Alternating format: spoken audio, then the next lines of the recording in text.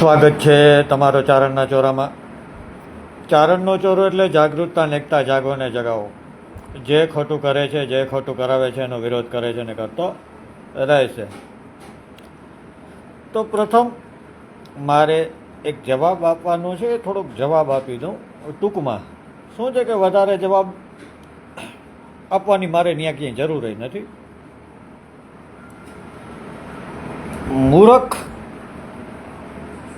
મૂર્ખના ક્યાંય ગામ ન હોય એ તો બધાને ખબર જ છે ને.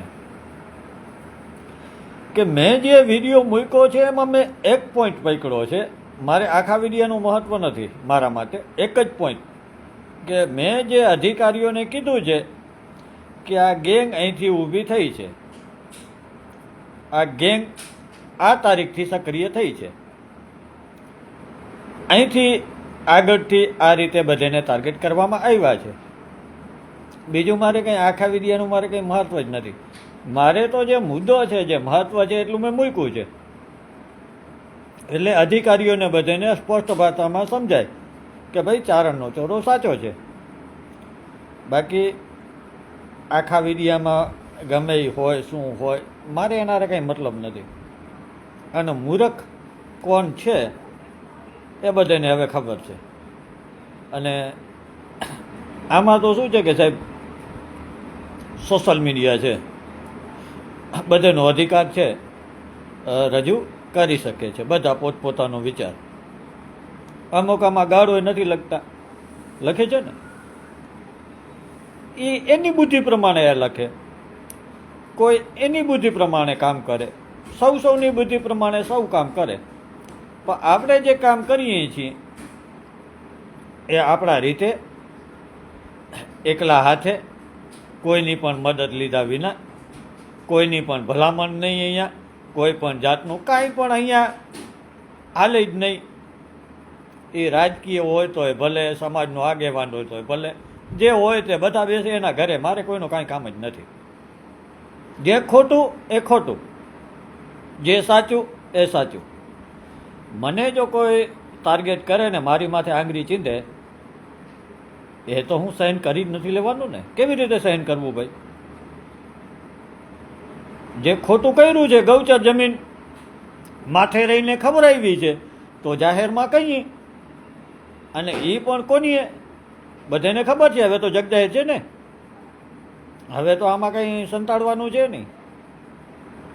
તો આજે અમુક સમાજના કહેવાતા આગેવાનો, જે આગેવાનો કહેવાના લાયક નથી, તો આ બધે વિશે તમામ પબ્લિકે, તમામ સમાજે, તમામ જનતાએ વિચારવાનું છે કે તમે જેને આગેવાન માનો છો, આમાં દરેક સમાજ આવી જાય.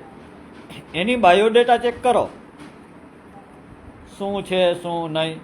શું છે કે ભાઈ કરોડોનું કૌભાંડ કરી અને પછી લાખ રૂપિયાનું દાન કરે સમાજમાં, તો એ સમાજનું એ ગેરઉપયોગ કરે છે. સમાજના નામ ઉપર જ ચરે છે. એને એવું કહેવાય. આ જો કોઈને ખબર ન હોય ને તો હું જરીક તમારા બધાનું ધ્યાન દોરવી દઉં. એટલે પબ્લિકને હું જાગૃત કરવા માગું છું કે તમે મૂર્ખ ન બનતા.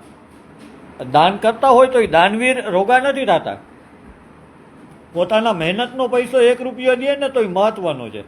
પણ પોતે સમાજના નામ ઉપર કરોડોનું કૌભાંડ કરી અને પછી સમાજમાં આવીને લાખ રૂપિયાનું દાન કરે અને વાહવાઈ પોતે કરાવે અને ફોટા પડાવીને વયો જાય, તો આ એક મૂર્ખતાની નિશાની છે.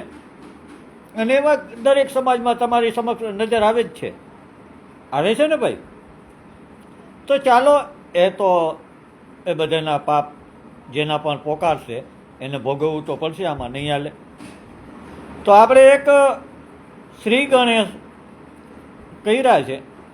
તો શ્રી ગણેશ હવે આગળ જતા બધું બહાર આવશે કે હવે શું શું થવાનું છે.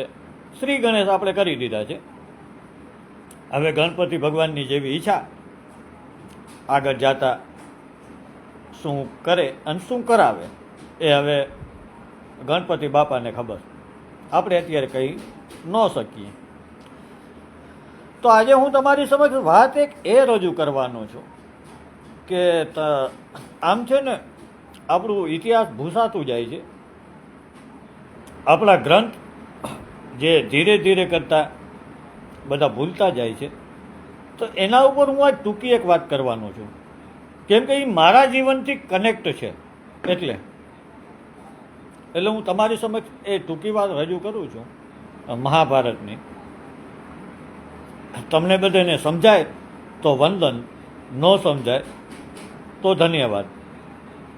આ ચોખ્ખા શબ્દમાં કે મહાભારતમાં જ્યારે દ્રૌપદીના ચીરહરણ થયા ત્યારે આગેવાનો બધા ચૂપ રહ્યા. તમને બધાને ખબર છે ને. પછી શું થયું?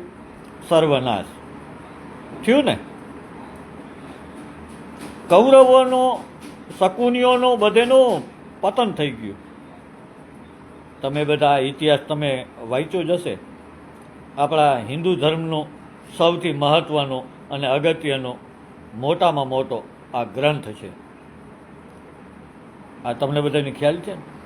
તો એવી જ રીતે જ્યારે મારું ચીરહરણ થયું ત્યારે સમાજના આગેવાન બધા ચૂપ રહ્યા. કેમ ચૂપ રહ્યા? હવે એ તો એ બધાને ખબર, પણ સૌના કર્યા સૌ ભોગવે, આપણે શું કરી શકીએ. પણ એના પછીની જે મહાભારત ચાલુ થઈ છે, તમે બધા જોઉં છો કે કેટલા લોકોનું સર્વનાશ તરફ કેટલા લોકો પછી જઈ રહ્યા છે. તમારી નજર સમક્ષ છે. તો મિત્રો, આપણે એવી આશા રાખીએ છીએ કે સમાજના આગેવાન જો રાખો તો સારા રાખજો, બાકી જે સમાજનો ગેરઉપયોગ કરે છે ને એને ઘરે બેસાડી દેજો. હું તમને એટલી વિનંતી કરું છું. બાકી ભાઈ તમારી ઈચ્છા. હું તો અમારા સમાજના લોકો જે પણ આગેવાન છે ને એને મોઢા ઉપર જ કહું છું કે તેવડ હોય ને સમાજની સેવા કરવાની સાચી રીતે તો જ આવો, નકર ઘર ચાલીને બેસો. સમાજને તમારી જરૂર નથી, સમાજ પોતપોતાનું કરે છે. હા, તમે જોયું ને. અને અમારે અમુક માથે તો મારા સવાલ ઘણા ઊભા કરવાના છે, પણ સમય આવશે ત્યારે આપણે કરશું. સમય આવે ત્યારે જ બધું કરાય ને. તો એક બીજો છેલ્લે બધાને જય માતાજી કહેવાના છે હમણાં. એની પહેલાં હું એક તમને નાનકડો કંઈક મુહાવરો કહું છું, જરીક સમજજો. હો ભાઈ, તમારા બધાનો આભાર. જે લોકો ક્યાંયના ન રહીએ એ ક્યાં જતા હશે? જો કहीं કે નહીં રહેતે વો કહાં જાતે હૈ. આ એક નાનકડો આપણો મુહાવરો છે, જરીક બધા ધ્યાન દેશો. તો મિત્રો, આજે બસ આટલું જ. વધારે આપણે ચર્ચા કરવી નથી, કેમ કે હવે ચર્ચાના સમય તો આગળ જતા ઘણા આવશે. આજે રવિવાર છે, દેવ દિવાળી છે. બધા ખુશી આનંદથી તહેવાર ઉજવો. બધાને ભગવાન શ્રી રામ, શ્રી કૃષ્ણ, શિવ શંકર, માતાજી બધાને આશીર્વાદ આપે, પણ ગુંડા તત્વો, અસામાજિક તત્વો અને ભ્રષ્ટાચારીઓનો સર્વનાશ કરે એવી પ્રાર્થના આપણે ભગવાનને આજના મોટા દિવસે કરીએ છીએ. તો બધાને ચારણના ચોરાના જય માતાજી. ખૂબ ખૂબ આભાર. ધન્યવાદ.